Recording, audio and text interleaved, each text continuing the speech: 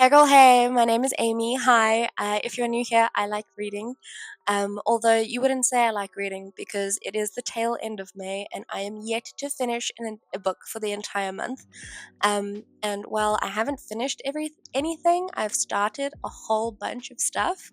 So I am in the middle of a lot of things, and I would like to see how many of those things I can finish before the month is out so that my reading stats can recover. Speaking of recovering, hi, I also have bronchitis.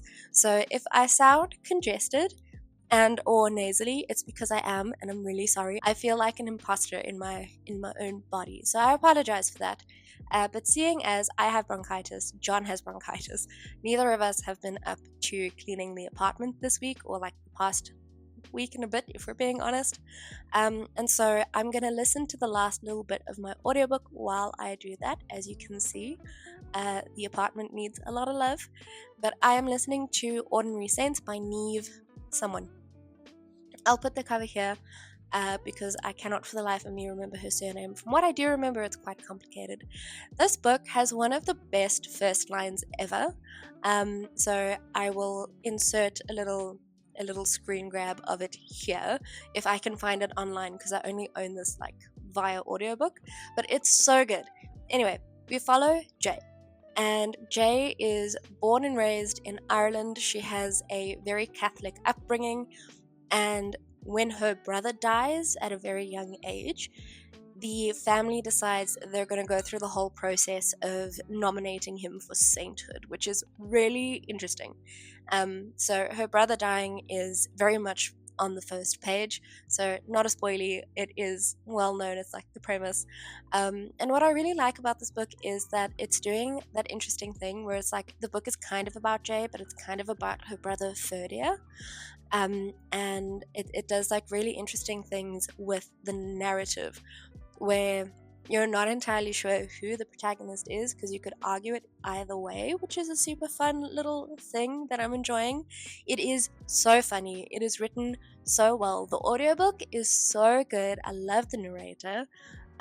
So yeah, really enjoying that. I have never once in my life thought about the process involved in nominating someone for sainthood or what it takes to become a saint. So that's really interesting. I feel like I'm learning a lot. So I'm gonna get to cleaning. I'm gonna get to listening. And then we will talk a little bit later. Oh, sorry. Before I sign off, the book is also really interesting in the way that it deals with how people remember you after you've died. And sainthood is just, that's not one I've ever heard before. So, anyway, I digress. I'm gonna go clean, I'm gonna listen to my audiobook, and then I'll let you know when I've finished it.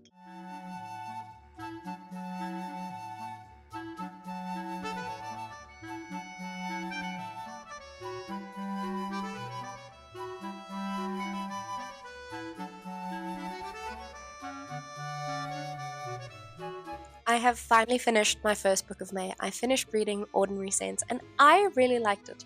I haven't looked at reviews yet, but as far as I remember, it got a pretty high rating, with about 500 reviews, so I'm interested to go see what everybody else thought. But for me, I felt that it was a really good discussion on grief. I thought it was really well done because we have Ferdia, who's passed away, we have his sister Jay, who is against his beatification, and we have their parents and the church who are obviously all for the beatification. And it is really, really interesting to see them work their relationships around this huge disagreement and try to keep the love they have for Ferdia as like a common ground between them. There's also some great LGBTQIA representation in this book. I really enjoyed the writing style and the tone. It was really good to see Jay grow as a character because we follow her quite early in her life to later on in her life, and seeing her just mature, but how grief still impacts her was really good. I really enjoyed it. Continuing on my theme of loss, I am going to finish When We Were Sisters by Fatima Asghar. I am really enjoying this one. I really like the tone in which it is written, and it is very reminiscent of On Earth We're Briefly Gorgeous by Ocean Vuong. And I think it is because Asghar is also a poet first and foremost, and this is her debut novel.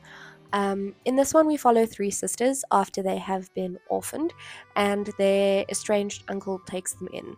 And this is very much, it's a book about girlhood, but it does that, it discusses and touches on, the grossness of girlhood, and the all-encompassingness of girlhood. I don't know, if you know, you know. I really enjoy the perspectives that we follow in this book, because we follow the middle sister for the majority of this book. And then there seem to be these omniscient kind of perspectives thrown in there as well. We also follow their dead father from time to time, and the way that it's written is really clear in terms of whose perspective we are following through the formatting, and the formatting is just really cool and interesting. So yeah, I don't really think I can put too many examples below without, spoiling the experience, but it's really good. And if you like On Earth We're Briefly Gorgeous, I think you'll like this too.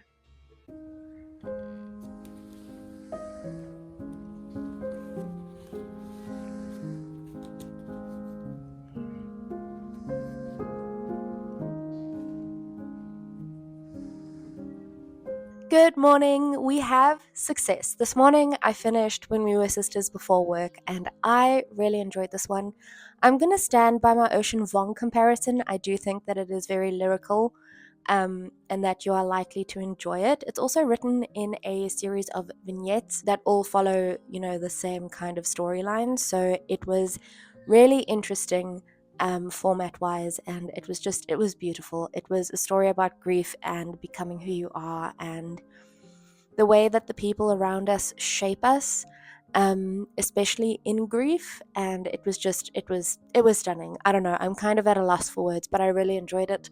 And I'm going to read you a little sample piece of the text, just so that you can see what kind of writing style you're getting into, because I think a lot of people would really enjoy this. So let me find the piece of text I want to read. I did tab it, and then we'll get into that.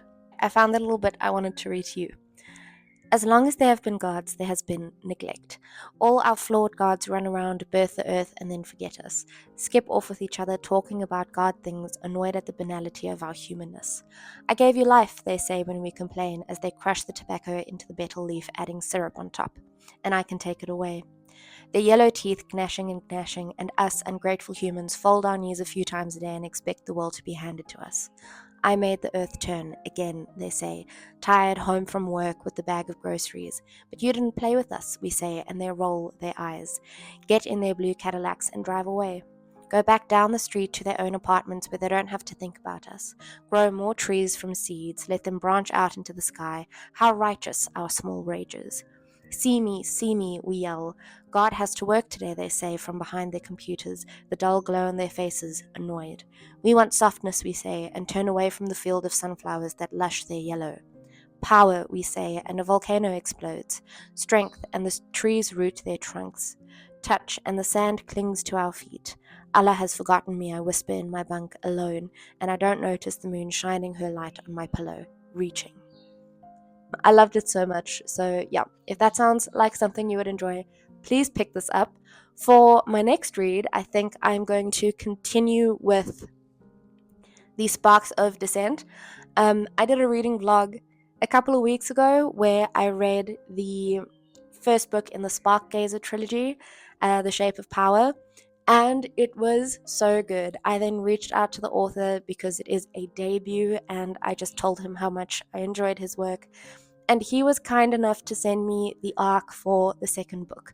So I don't think it's out yet. I think I am on the brink of release day, so I am going to try and finish that. I am really enjoying it so far. It is really good to be back in the world with Brina, and all of the other characters. It's such a fun read. If you don't know what it's about, I will link that first reading vlog down below or up top. I don't know, I'll link it both places.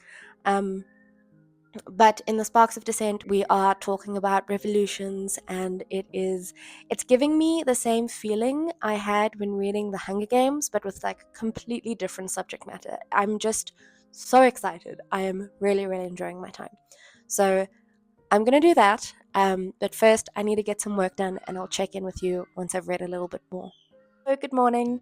I was editing this vlog last night and I realized I didn't really explain what I was reading very well. So I am reading The Sparks of Dissent by Dan F. Swinnon. It is book 2 of the Sparkgazer saga. I always call it a trilogy, but that's not what it says on the cover. So apologies, Dan. It's book 2, so I can't tell you too much, but I will let you know what book 1 is about. So book 1 is called The Shape of Power, and I think I'm going to start with the setting.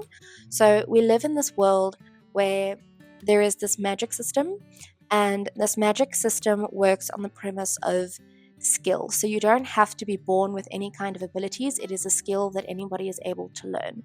However, currently the church is in power and they have outlawed that kind of magic, spark gazing.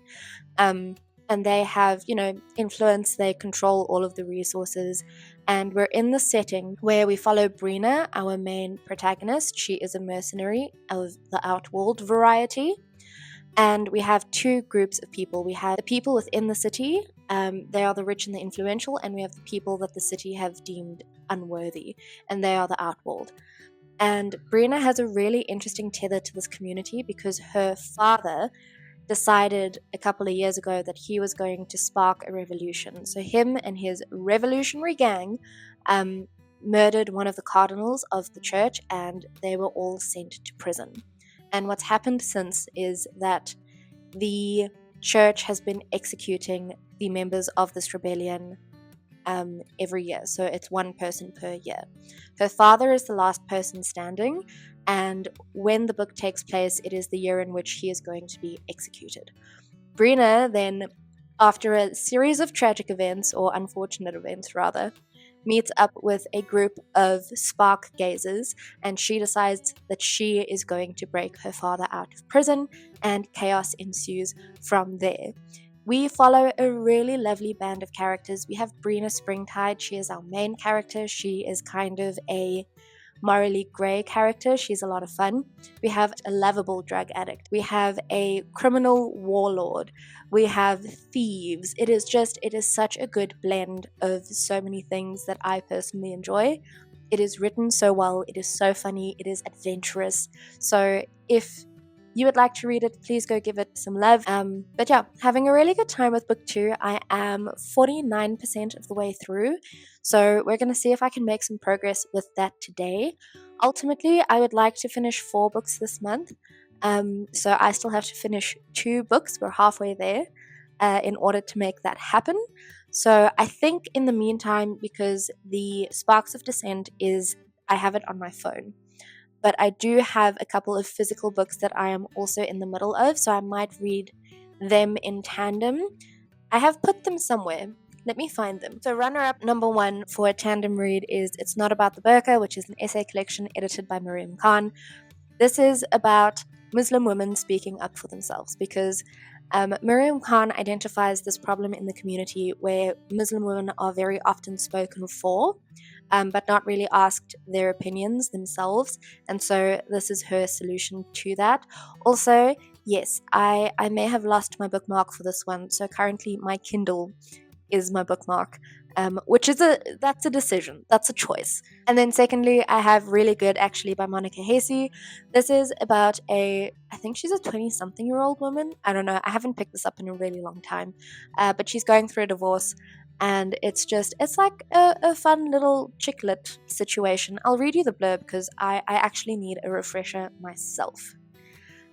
Maggie's marriage has ended just 608 days after it started, but she's fine. She's doing really good, actually. Sure, she's alone for the first time in her life, can't afford her rent, and her obscure PhD is going nowhere. But at the age of 29, Maggie is determined to embrace her new status as a surprisingly young divorcee. Soon she's taking up sadness hobbies, getting back out there, sex-wise, and oversharing in the group chat. As Maggie throws herself headlong into the chaos of her first year of divorce, she finds herself questioning everything, including, why do we still get married? Did I fail before I even got started? And how many 4 a.m. delivery burgers do I need to eat until I'm happy? So, there we go. That's the premise of this one. Now that I've cleared the air, that I have updated you on what I am reading, I need to jump into some work, but I will let you know if I make any headway with either of the 3 books that I am currently in the middle of, and we'll chat again soon. Hi, hello, happy 1st of June. We had the best Saturday. It was a near perfect Saturday. I have a friend, right? And she's not in town anymore. She used to live here, but then she moved. And she was in town. We grabbed a coffee before her flight. It was lovely seeing her. And then we have this like little date night jar, which is right there. So if you are watching this, you're probably familiar with the TBR jar. The idea is that there are 52 date ideas in here. They're mostly free, and if not, they're really cheap. And we pull one of these every week and do what the card says. This week we got a movie marathon DIY Oscars edition. We are the judges. And recently I've just been seeing a whole bunch. Ooh, was that even in frame? There we go.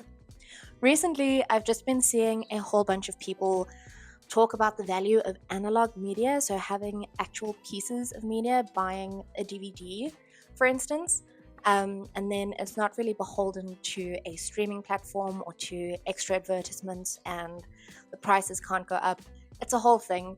And I tend to agree with that logic. And so we have a DVD collection, and we're growing the DVD collection currently. But for this Oscars movie night, we decided that we would have to watch things neither of us have seen before. And in the collection there are only 2 DVDs that neither of us have seen. So we went on a hunt to find stuff we haven't seen, and actually just picked up a whole bunch of childhood favorites. So I'm going to do a speedrun haul of the DVDs that we got now, and then I'll put a little timestamp if you want to get back to the reading. Totally fair, but if you are interested and nosy, because I would be, here's everything we got. Starting off strong, we got Chicago, the musical. I love musicals. Used to study theatre, for those of you who don't know. And there is a production of this happening in a local theatre in, I think it's June, July. And so we're going to go watch that. And I thought it would be really cool to watch the movie afterwards. So got that. If you don't know what Chicago's about, let me just give you a quick run through. So it is about a woman who kills a man and ends up in a women-based prison, and it's the story and the stories of all these women who are in prison, but make it a musical. It's fantastic. It's got a really good cast and one of the best musical numbers I think I have ever seen on screen. So it's the Cell Block Tango if you are interested. But yes, moving on, we have Cool Runnings. This is about a Jamaican bobsled team. Used to be a childhood classic. No idea if it's aged well, but I guess we will find out. Then we have Miss Congeniality Deluxe Edition. This is about a woman. She is a spy. She is not really tapped into her femininity, but she has to go take part in Miss Universe to solve a crime. Super fun. Sandra Bullock, love her. Then we have Bionicle, The Mask of Light, the movie. This one is for John. I know he used to collect Bionicles as a kid, so when I saw it and he got really excited, we just had to get it. I've never seen this one, so I can't tell you what it's about. Then we have Aquamarine, like another classic. This is an early 2000s movie about a mermaid who steps on land for the first time in an act of defiance against her father. Then I got volume 12 of The Gummy Bears. I used to watch The Gummy Bears as a kid, and this is the only one that I am missing. So my Gummy Bears collection is officially finished and fleshed out. Super hype. Then we got Walk the Line. This is a Johnny Cash biopic. I love biopics. This one is actually still in the plastic. It hasn't been opened yet. And this is one of the picks for the Oscar movie night because neither John nor myself have seen this one. Then we have Penelope. This is a movie I loved as a kid. Again, this is about a girl who has a pig's nose. And it's about stereotyping and what it means to be visually different from everyone else. Again, don't know if it's aged well, but I am super excited to give it a watch. Then we have District 9. My uncle actually worked on the movie, and I have never seen it. So we got that. John has seen this one though, so this will not be part of our Oscars evening. Then I got Black Books. This is, I think it's season 1. Yeah, complete first series. This is a really old British comedy about a guy who owns a bookstore. He is an alcoholic, and it's about how he runs this bookstore and the woman who lives upstairs, I think, if I remember correctly.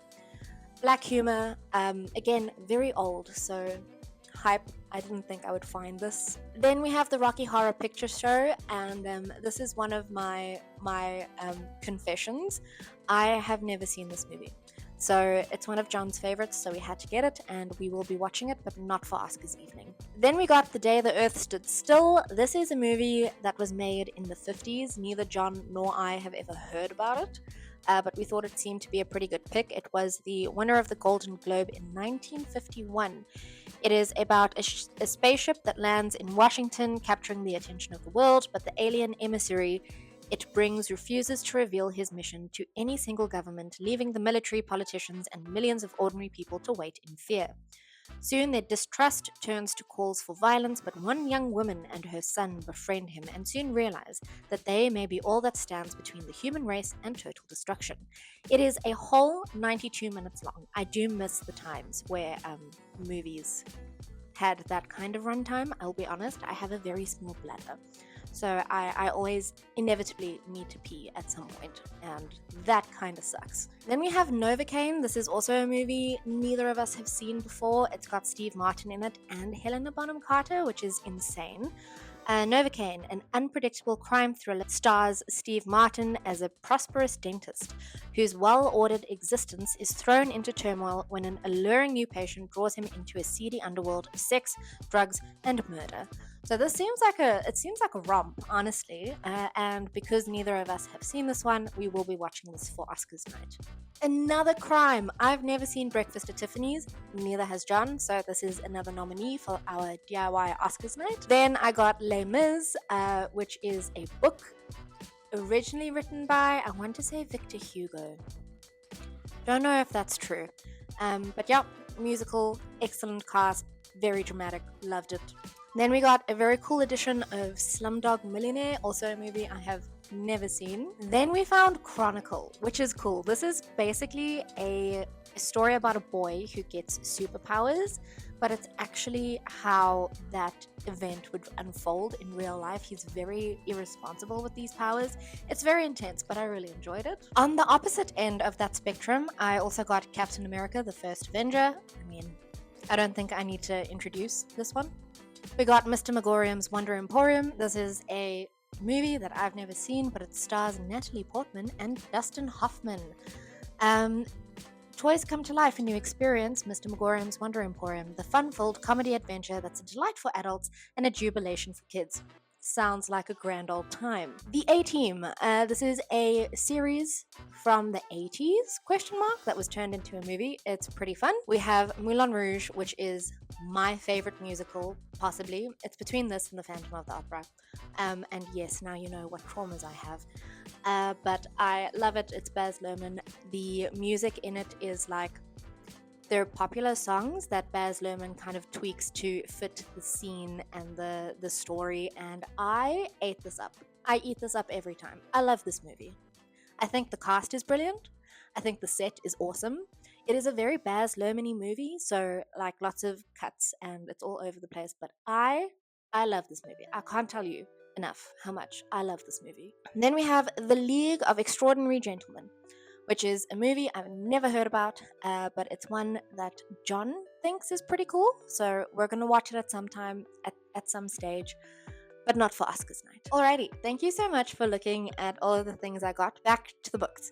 So I did manage to finish 3 books in May. I finished The Sparks of Descent by Dan F. Swinnon last night, and I had a grand old time. I really enjoyed learning more about the world. It was really cool because the book 1 follows a very specific scene, and then the world just like blows wide open and you get to meet all these different kingdoms, and they all live in different, we have one that lives in the mountains and one that lives in the forest, and it was so much fun. It also meant that because we were traveling to all these different places, we got to see some more of the magical and mystical creatures, which was super exciting.